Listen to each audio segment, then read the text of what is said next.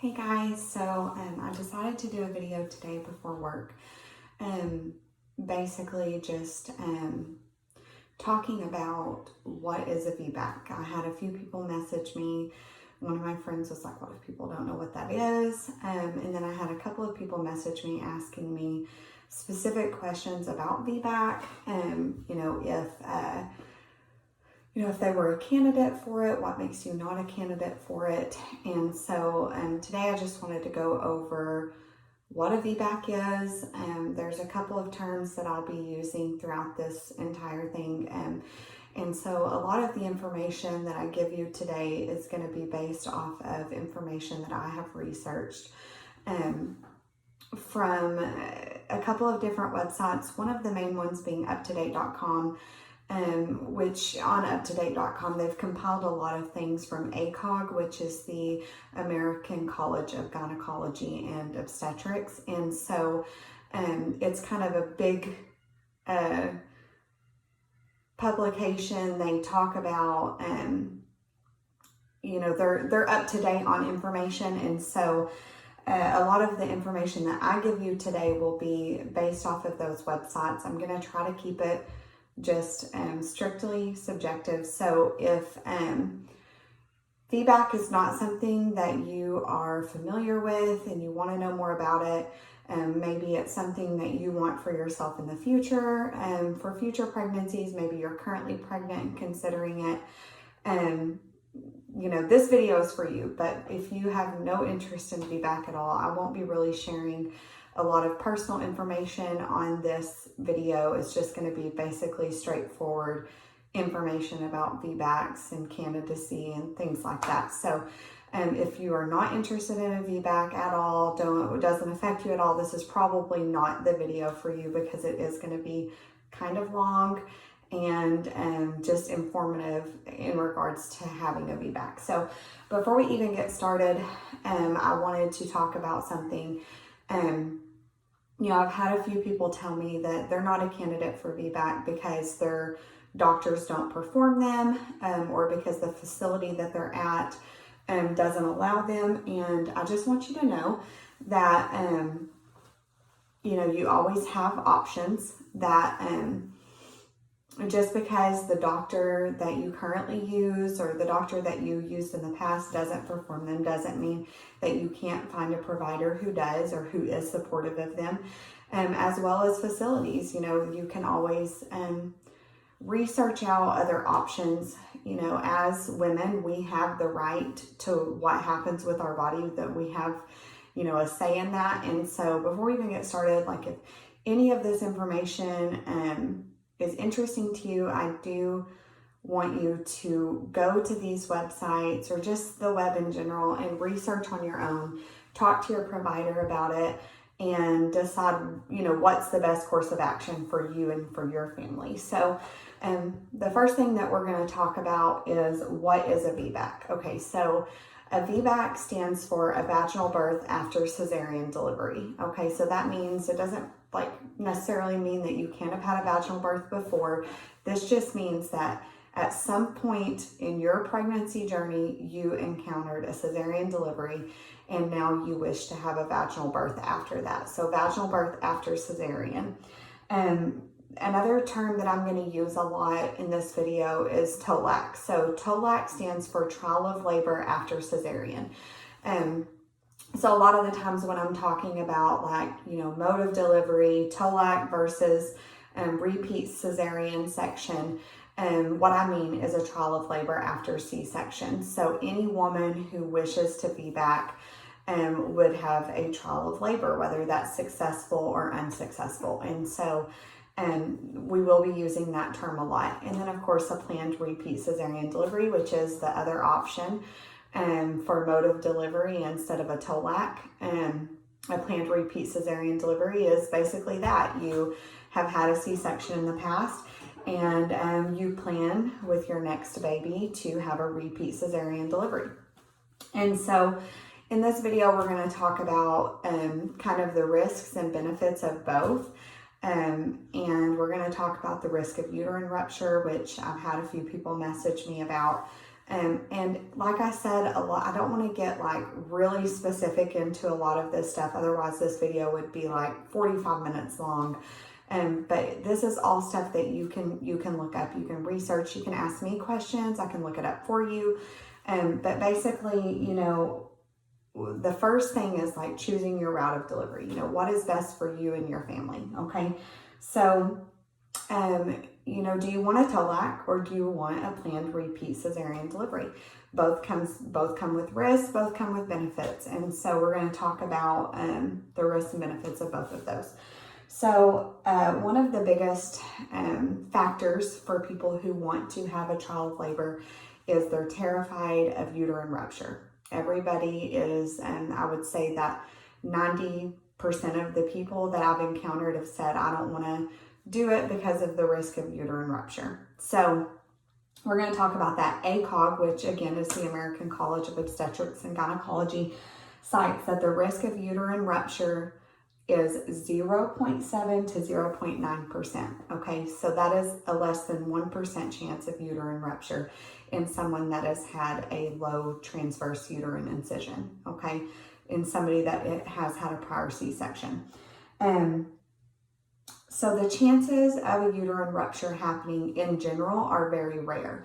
However, the uterine rupture rate is increased in people who do attempt a trial of labor. So there was a study that was done, and they looked at 100,000 women from each group. One group was people who were attempting a trial of labor after cesarean, and the other was a group of women who had hopes for a planned repeat cesarean delivery.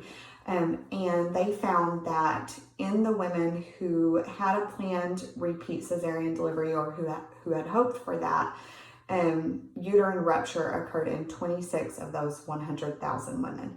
So even without going into labor, even without having a trial of labor, 26% of them still had a uterine rupture. So it is possible to have a uterine rupture without ever having any labor stimulus on your uterus.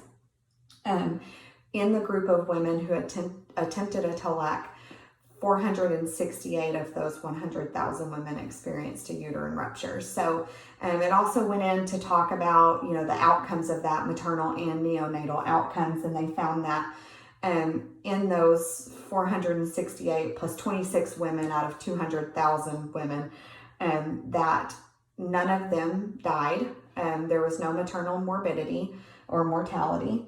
That hysterectomy did occur in 14 to 33% of them, and that there was perinatal death rate of 0 to 2.8%. So, it's hard to make a decision, not only for yourself, but when you're also making a decision for your baby and what's best for your baby. And a lot of people say, I personally wouldn't want to risk that for my baby. I wouldn't want to put my baby through that if it was unnecessary. And so, it is a big decision. It's a big personal decision.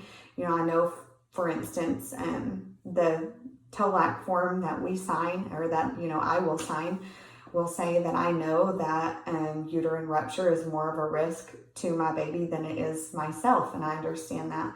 However, I do trust the team that I work with, and I do trust my provider, and so I do feel like this personally is the best choice for me. But there are other things to consider. Another thing to consider is infection rates. So they looked at infection rates of people that had a TOLAC versus people that had planned repeat cesarean delivery, and there really wasn't any significant increase in infection in one group versus the other, just because there are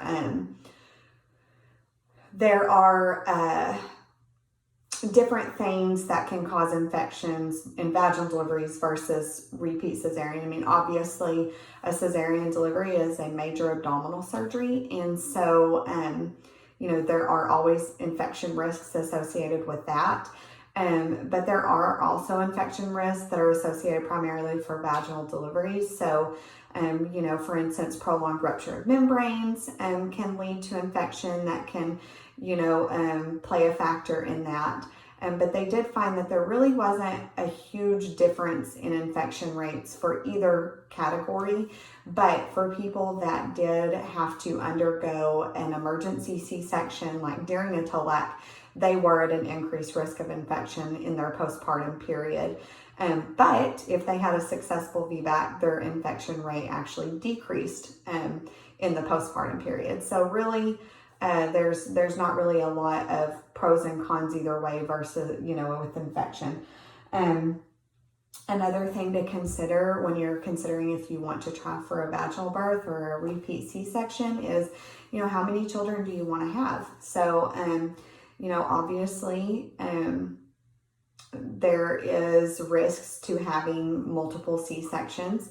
One of the risks for that is placental attachment disorders. So as you continue to pile on scar tissue in your uterus and in subsequent pregnancies, it can cause the placenta to attach in other places that they're maybe not supposed to, or maybe they'll have other placental attachment disorders. And you don't see that a lot with vaginal deliveries. It's mainly with people that have had repeat cesarean deliveries. And so, that is also something else to consider.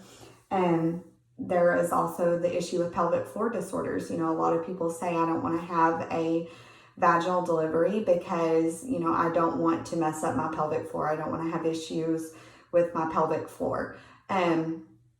Yes, people that have a planned repeat cesarean delivery have less issues with pelvic floor disorders in regards to, they didn't have a vaginal birth. They didn't push a baby out of their vagina. But it doesn't mean that they won't have any pelvic floor disorders. Pregnancy in general can put strain on your pelvic floor. So, again, it's not really significant. A lot of people want a planned repeat cesarean delivery because of convenience, and that's okay. We live in a world right now where, you never know what's going to happen, and a planned repeat cesarean delivery can give you the option of planning your day to come in and planning childcare around that and knowing when you're going to deliver. It takes a lot of the guesswork out of it. And to have a TOLAC, your success rate goes up if you go into spontaneous labor. And so, there's always the guesswork of when am I going to go into labor? When's that going to happen for me? And so a lot of the times it's hard to plan your life around that. And so, a lot of people choose to have a cesarean based on convenience, and that's okay. That's your personal choice. And so, I personally want to go into labor on my own. I want to experience that, but it's not for everybody. So that's another thing to keep in mind, as well as postpartum sterilization. So if sterilization is something that you desire, having a tubal, a lot of people choose having a repeat cesarean because they can do both procedures at once. It's less time in the OR. It's financially probably cheaper than going back in and having another procedure. But like I said, there are always other options for postpartum sterilization. If you have a vaginal delivery, they can usually do that before you leave the hospital, or you can come back in 6 weeks if you desire to do that. So again, just another kind of pro and con with a planned repeat cesarean versus vaginal delivery. So those are kind of the two modes of delivery, and so and the difference in those. But now I want to talk about probability of a VBAC, and what makes you a good candidate, what makes you an inappropriate candidate. So basically, this all came from UpToDate. This all came from ACOG, but they determined that in 2013, the success for a VBAC with one prior lower transverse incision was 70.4%. That's pretty high. That's a pretty high percent chance of success. Of course, your success rate goes up and down based on a lot of other factors, which we'll talk about a lot of those. But I just wanted to say that they did find in 2010 that two factors increased your success rate. And that was if you've had a vaginal delivery before, or if you've had a VBAC before. So those increased your success rate. Like I said, I feel like I'm a pretty good candidate. I've had two vaginal deliveries, one in 2009, one in 2013. And then my C-section was for breech presentation. So there was no problem with my pelvis. The baby didn't get stuck in my pelvis. The baby would have descended probably fine had I not been breech. At the time, I was using a provider that did not do breech deliveries. And I wish that I would have researched that more now, but I didn't. But because I've had 2 vaginal deliveries, I do have a successful chance of having a VBAC. The study also in 2010 found that the most important factor for a failed TOLAC was a prior cesarean delivery for a possible reoccurring issue. So this is like people that had failure to progress, or people that had cephalopelvic disproportion, or maybe they had a macrosomic infant, which we're going to talk about all of those things and whether or not those make you a candidate or not a candidate. So basically they found that these things can decrease your success rate, but doesn't necessarily mean that you won't be successful. Okay, so are you a candidate? There are 3 types of candidates. Okay, there's prime candidates, there's possible candidates, and then people that we say are inappropriate candidates, people that we would not recommend a trial of labor after cesarean for. And so these are all from the ACOG website, and these are who your obstetric providers should be looking to for their perinatal care of you, their delivery care of you, their postpartum care of you. So if you are a probable candidate, they are saying that you have had 1 low transverse uterine incision, and that gives you a 60 to 80% chance of a successful VBAC, okay? And if you've only had 1 lower uterine transverse incision and you have a healthy pregnancy, no problems, your rate of uterine rupture is 0.4 to 0.7%. So not only do you have a success rate that's higher, but you also have a uterine rupture rate that's lower. That makes you a prime candidate, okay? So let's talk about potential candidates, which includes a lot of different people, okay? And I don't want to get into this in depth because the video is already 17 minutes long, but there are a few different people who could be potential candidates. So people who have a low vertical uterine incision. So, low transverse is like, your uterus is like a heart shape. The low transverse incision is at the bottom of the lower segment of the uterus. Sometimes in C-sections, they do a low vertical incision. So, if you have a vertical incision, it's best to have your medical records. It's best to know, like your medical records from your previous delivery, so they know how far that uterine incision extends into the uterus. So they want that incision to stay in the lower part of the uterus. If it extends into the contractility portion of the uterus, then they do not consider you a candidate for VBAC. And so it is kind of important, if you have a vertical incision, to have those records available for your doctor. If you have a low vertical incision and you've only had the 1, your success rate for VBAC is about the same as somebody that had a low transverse uterine incision, okay? But the rate of uterine rupture did increase a little with those, just because it can extend into the contractility portion of your uterus. Another thing that they look at is for potential candidates is people that had not only 1 prior C-section, but multiple prior C-sections, so 2 or more. And they found that with that, the success rate of VBAC stayed about the same, the 60 to 80%, but your uterine rupture rate went up slightly. And like I said, if you guys want to look at all the rates and percentages, or if you want me to look them up for you guys, I can do that. But I just didn't want to go into super in depth about that. But basically, your rate of success is about the same as having 1, but your uterine rupture rate goes up slightly. Another person who is a probable candidate is somebody who's over 40 weeks. The success rate of a VBAC, if you are over 40 weeks, does go down. However, it's not enough for them to recommend induction for a VBAC prior to 40 weeks. Like, it's not enough for them to say, okay, well, we should induce you if you want a successful VBAC. So it is still possible. You're still a probable candidate. Your success rate just goes down a little bit. Twin gestation, they looked at, people that had low transverse incisions and then had a twin gestation that they wanted to vaginal deliver with, based off of, health issues and if babies are in the right position for that. And they had about the same success rate and the same uterine rupture rate, and they treat them similar in regards to having a VBAC.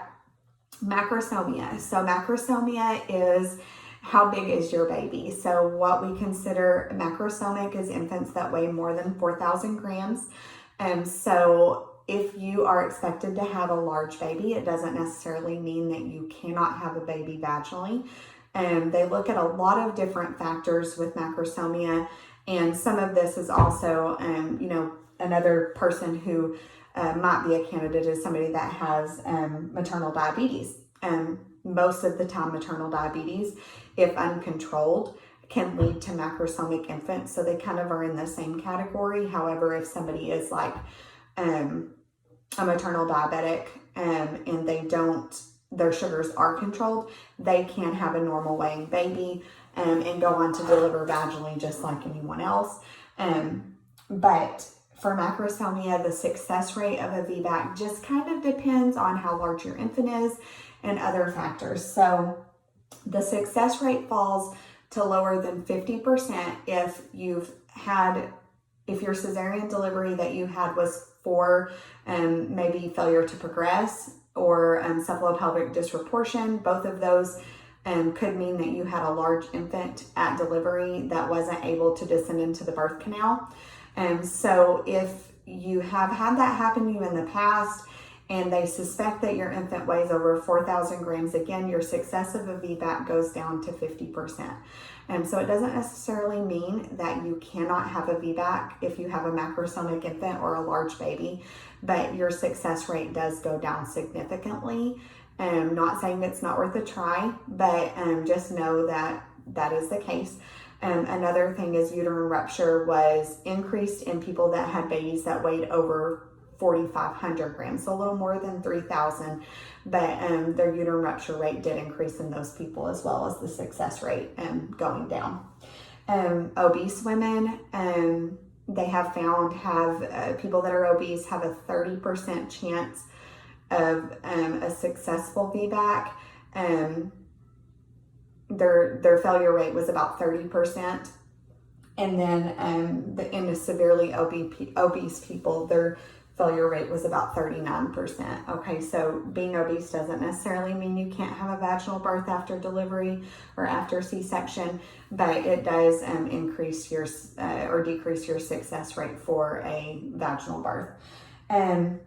Another thing they looked at was like 1-layer closure versus 2-layer closure of the uterus. There have been other studies done in other countries, but as far as ACOG is concerned, they do not look at the way the uterus was closed when looking at potential candidates for VBAC. And there are VBAC calculators that you can look up that tell you, your success rate.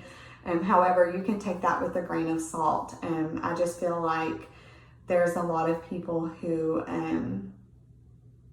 see these calculators and they see this their probability and they get discouraged. And so, like I said, if any of this information in this video is something that you feel like you want to research more of and talk to your provider about, please do that. Don't just go off of a calculator.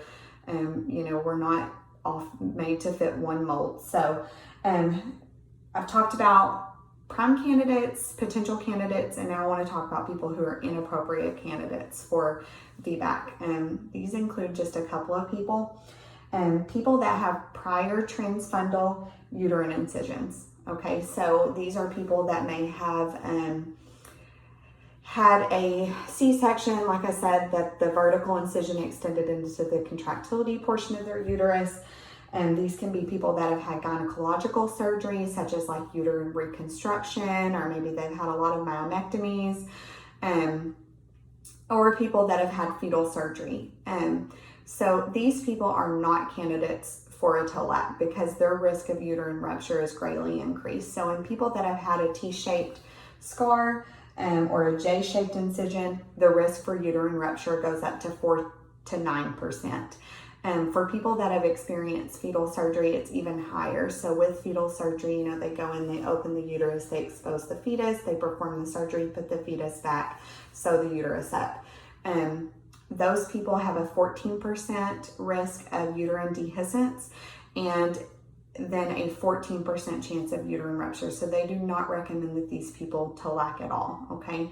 Another person that they do not recommend for TLAC is somebody that has had a prior uterine rupture or a prior uterine dehiscence. In fact, I think the rate of that occurring again was 36% or more. And so it is very contraindicated to have a TLAC if you have either one of those things. So a lot of the people have said, I don't think I'm a candidate because my baby didn't fit, my baby didn't come through. It doesn't necessarily mean you're not a candidate. It may mean that your TLAC may not be successful and that you may have to experience a C-section. I feel like there are risks to everything. And there's risks for me getting in my car and driving to work tonight. And there's risks for me having a vaginal birth. There's risks for me being pregnant in general. And so I just want to say that if after watching this video, if VBAC is something that you're interested in, if you're currently pregnant, or if you plan to get pregnant, please just research more and talk to your doctor, and they'll be able to kind of lead you in the way. And if you feel like you're not getting the answers that you want or that you deserve, everybody deserves a birth that they want. And so if you feel like you're not getting the answers that you want, I urge you to just find another provider to talk to, get a second opinion, and go from there. So if you guys have any questions or anything, just leave them in the comments and I'll try to answer anything. But thank you so much for watching this video, and I'll be posting more videos soon.